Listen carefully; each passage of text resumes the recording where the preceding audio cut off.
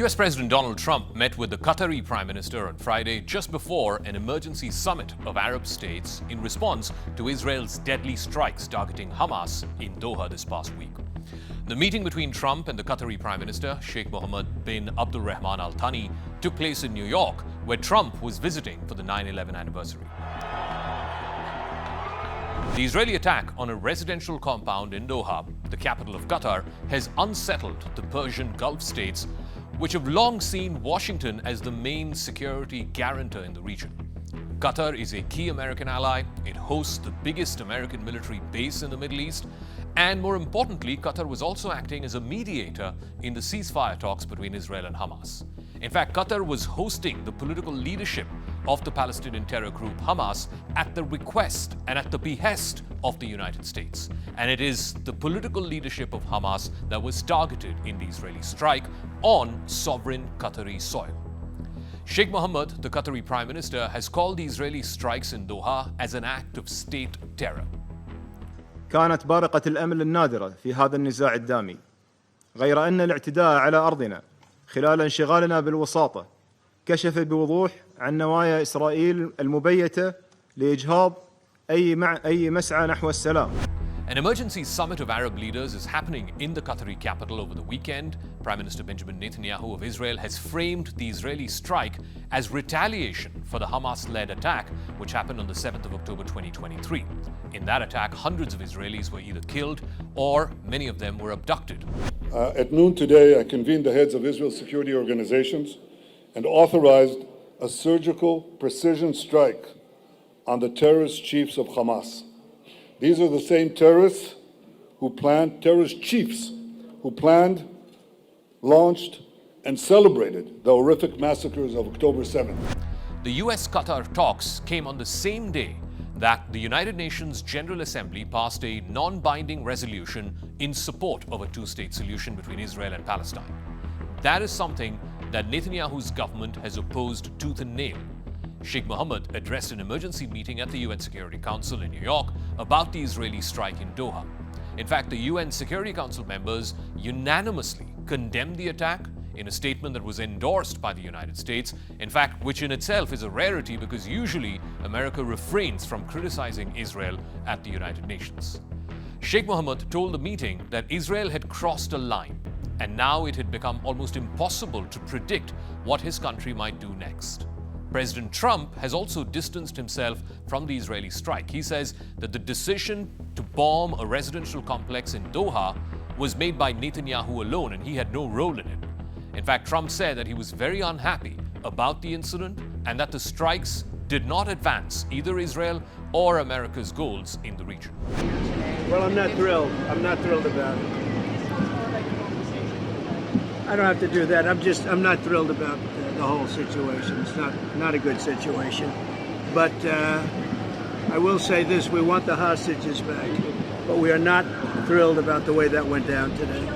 The attack has also sparked anger among other Gulf Arab states in the Persian Gulf. The United Arab Emirates and its foreign ministry on Friday summoned one of the top Israeli diplomats in Abu Dhabi and denounced the attack. But that was not the only attack that Israel carried out this past week. The Israeli military also attacked several sites in Yemen just a day after the Qatar attack.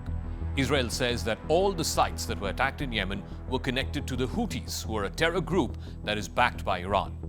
A spokesman for the Houthis said at least 35 people had been killed in the strikes and more than 100 injured, but those figures could not be independently verified. Prime Minister Benjamin Netanyahu of Israel says the attacks were in part a response to the Houthi drone attack that shut down an airport in southern Israel for several hours earlier in the week. לפני ימים אחדים חיסלנו את רוב חברי ממשלת הטרור של החות'ים. בתגובה החות'ים ירו לפני יומיים על שדה תעופה רמון. זה לא ריפא את ידינו. אנחנו הכינו בהם היום, מן האוויר שוב, במתקני הטרור שלהם, בבסיסי טרור, עם הרבה מאוד טרוריסטים, וגם עם מתקנים אחרים. אנחנו נמשיך ונכה. כל מי שמכה בנו, כל מי שתוקף אותנו, אנחנו נגיע אליו. The Iran-backed Houthi terror proxies are originally a rebel group. They've now got control of large parts of northern Yemen, including the capital Sana'a, since a civil war broke out there a decade ago. The Houthis began firing missiles and drones at Israel, as well as at shipping lanes in the Red Sea. The group said it was acting in solidarity with Hamas, which is also backed by Iran. Israel has repeatedly bombed Houthi targets in retaliation. Netanyahu's government has been more aggressive than ever in its recent attacks. It's been attacking enemies across the region. In addition to waging a devastating war in Gaza for almost 2 years now, it invaded Lebanon last year to fight the Iran-backed terror group Hezbollah. Israel then bombed Iran for 12 days back in June, and it has carried out strikes and ground incursions in Syria as well. It also comes at a time when Netanyahu's government is increasingly facing flak for the almost never-ending war in Gaza. He's launched the latest final drive to clear Gaza City of the remaining vestiges of Hamas terror. Netanyahu's government is also increasingly under pressure from the hostages' families for not getting the remaining abductees back. Israel believes there are about 20 out of the remaining 50 hostages who are still alive in Gaza.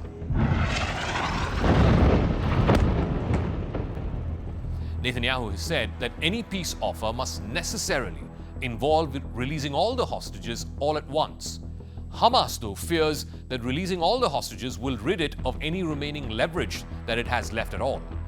That's where the ceasefire talks have been stuck, something that Qatar, among other mediators, was trying to break the deadlock, but not anymore, certainly not after the Doha attack this past week, which Qatar sees as an infringement on its sovereignty.